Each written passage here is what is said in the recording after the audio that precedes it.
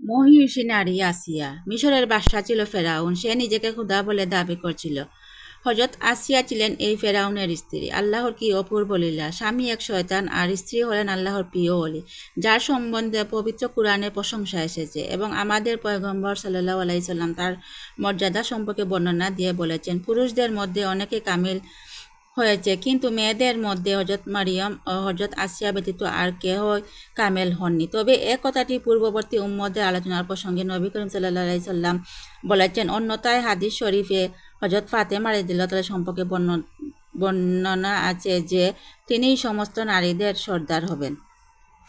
এই বিবি আসিয়াই হযরত মুসা আলাইহিস সালামকে শিশু অবস্থায় জালেম ফেরাউনের হাত থেকে প্রাণে বাঁচিয়েছিলেন। বিবি আসিয়ার ভাগ্যে ছিল তিনি হযরত মুসা আলাইহিস সালামের প্রতি ঈমান আনবেন। তাই মুসা আলাইহিস সালাম এর শিশুকাল থেকেই তার প্রতি আসিয়ার গভীর ভালোবাসা জমে উঠছে। যখন হযরত মুসা আলাইহিস সালাম নবুয়ত লাভ করেন, তখন ফেরাউন তার প্রতি ঈমান আনেনি, কিন্তু তার স্ত্রী হযরত আসিয়া মুসার প্রতি ঈমান আনেন।